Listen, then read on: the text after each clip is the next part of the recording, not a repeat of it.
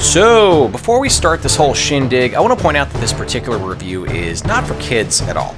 I mean, there is the usual blood and violence, but being that this is Duke Nukem, there's also scantily clad girls, and I feel like all of this combined just shouldn't be something kids see.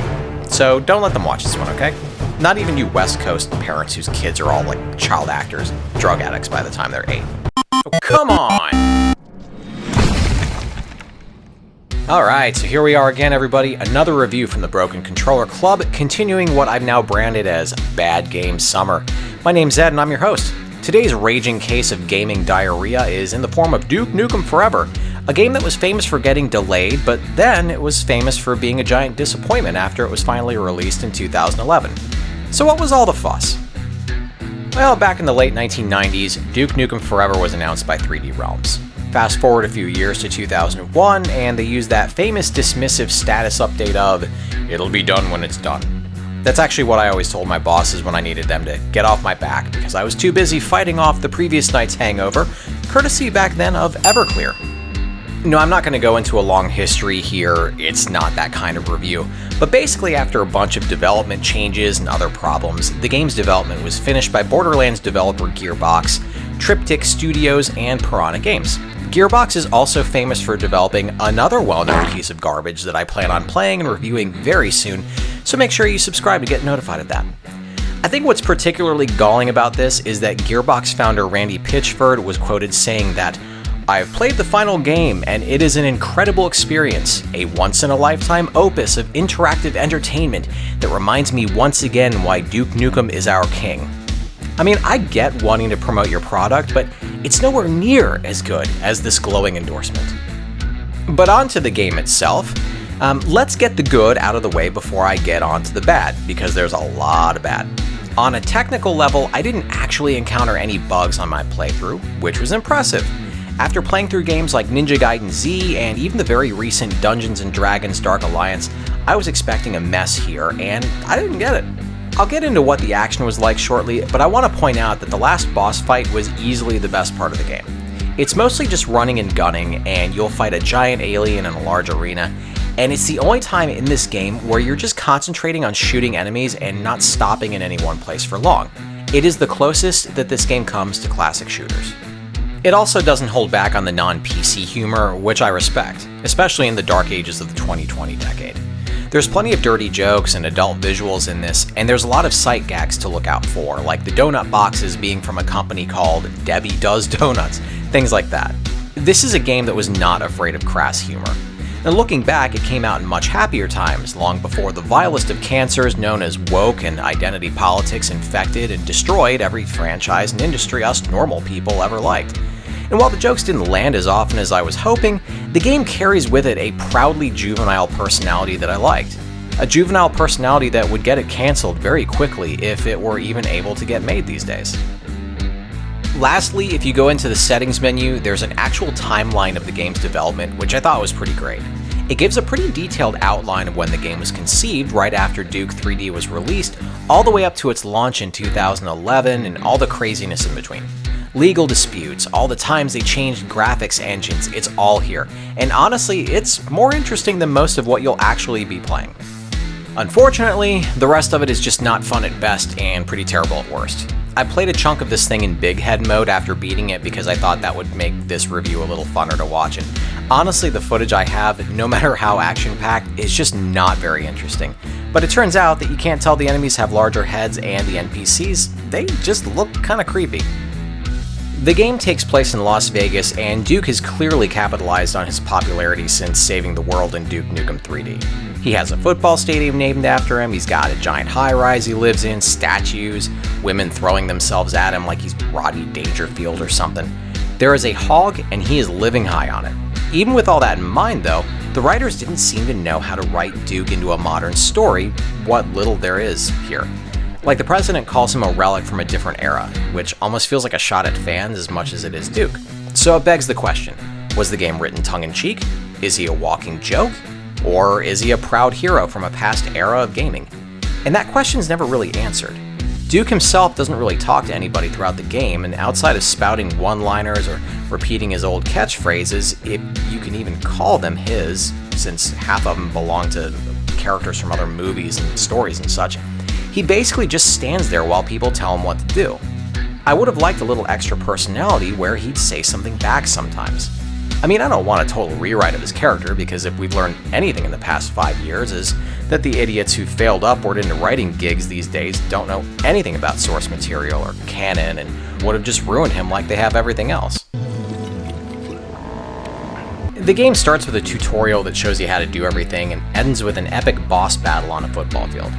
After it's done, it turns out that that was actually all just part of a video game and Duke is just relaxing in his living room with a bunch of skanky girls.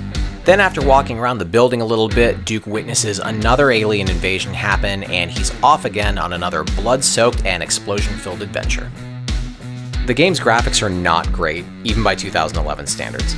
The NPCs have that semi-realistic look, but their lifeless eyes follow you everywhere you go, kind of like one of those paintings in the old Scooby-Doo cartoons. Also, the characters who actually talk and interact with you don't really track where you are, so you could walk behind them and they just still face forward and act like you're still face to face with them. Looking back, I think Half-Life 2 actually looked better than this, and that was released 7 years earlier. Like in Duke 3D, explosions can sometimes blow up chunks of wall, but since this is one of those shooters where everything is scripted, it all feels really artificial. The aliens mostly just look like updated versions from Duke 3D, and the enemy variety is really bad. You'll fight the lizard-looking enemies, a few different varieties of pigs, and the aliens that look like a big brain with tentacles. They're called octobrains. There's not really much more than that. I think what I actually hated the most about this game, though, was the pacing. You don't actually get to do any real combat for the first couple levels, and instead you have to escape the building you're in. In the process, you get shrunk by some device, and you have to ride a toy car around to escape enemies. Nobody plays a shooter for this. And the rest of the game is like this, too. Most levels cycle some small sections where you'll shoot enemies, and then the rest of it is platforming, many times from being shrunken down again. Like anybody who's played a shooter before where you're trying to jump pits or chasms in first-person view, you all know how miserable this is. Later on, Duke has to drive this obnoxious monster pickup truck around. If you live in Florida, you see these things on the highway all the time. The driving itself is actually not that bad, and running over enemies is satisfying enough. But again, the pacing of the whole thing ruins it. See, Duke's truck will run out of gas in some spots. Like you're driving, then suddenly it just stops, and it has a few second delay, and then the screen says out of gas on it. Then you have to get out of the truck, explore nearby for gas and presumably things you need to kill to get the gas. Why are aliens out here in the middle of nowhere? Why are they all near gas canisters? So after you get the gas and go back to the truck, you'll do the same thing all over again, like 2 or 3 extra times. All this stop and go crap actually made me feel like I was stuck in traffic, and after a while, you just get mad because your progress is constantly impeded by these stupid scripted events that are clearly just filler to pad the game's length out. In the last major section of the game, you'll spend a lot of it underwater, and the swimming in this is just crummy enough to get you killed, and Duke can apparently only hold his breath for like 10 seconds, so get used to drowning. I think the level that's the worst offender of this is where you fall unconscious and have this dream that you're in a strip club that Duke owns. There's no fighting in it, and it's just a fetch quest to get some items for one of the strippers, and it's an excuse for the developers to cram in their dirty jokes where nobody wanted them. Oddly enough, nobody actually strips in it, and you get quote-unquote rewarded, I use that term loosely, with a lap dance. This whole level adds absolutely nothing to the entire game. The weapon variety isn't so bad in this, but they don't let you have much actual fun with them because you can only hold 2 weapons at a time and none of them have much for ammunition. It would be fun to blow things up with the rocket launcher, if it had more than 5 rounds. It would be fun to shoot enemies with the Ripper, if it had more than 200 rounds that you didn't chew through in a matter of a few seconds. The shrink gun is a nice idea, but it only comes with a few rounds, and once you hit an enemy with it, you have to actually look at the enemy and then walk over them to stomp on them. Which, by the way, is a lot harder than it sounds because you got like little enemies running around all over the place like crackheads. Some weapons also work better with certain enemies, like the octobrain aliens that use telekinesis to throw rockets back at you. So what if you pick a couple weapons that aren't great choices? Well, then you're not totally screwed, but the fight is a lot harder and you'll probably die a few times. Thankfully, there are a ton of checkpoints in this game. Now, I know I shouldn't do this because they're a console generation apart, but had this game been designed like Doom 2016 or even the non-platforming parts of Doom Eternal.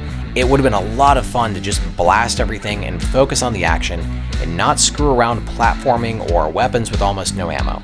And as a side note, I think holding only 2 guns at a time in this is unacceptable. If this is being treated like an older style shooter, then let me carry 5 or 7 guns at once like I could back then. Also, and this was important to me because I'm old and don't like change, the Ripper's firing noise doesn't sound anything like the original from Duke Nukem 3D. It went from having that cool, almost dart or silencer-like sounding rapid pulse to it, to having just a normal gun noise. I mean, I know that's picky, it's just, I don't know, it was kind of lame and it was disappointing. And so comes my verdict. I think altogether Duke Nukem Forever shouldn't have been made. At least not like this. It was an internet joke for so long, it should have stayed that way and lived in a dark cave somewhere with Half-Life 3, Star Wars 1313, and Silent Hills. It would have been more fun discussing what could have been instead of what should have been. The poor, muddy graphics, the awful pacing, lack of actual shooting sequences, and the really crummy enemy variety just took what could have been a whole lot of Monster Vision quality, dumb, gory fun, and instead gave us all a game that at times to me screams, let's just finish this so we can release it and move on. Duke is a fun, macho, gun-toting, cigar-smoking, nudie magazine day reading, alien shooting hero, and he deserved a lot better. And that is all the news that is fit to print today. If you like this review, then please share it with anybody who's interested, and be sure to subscribe for more content coming. Until next time. Why am I doing this?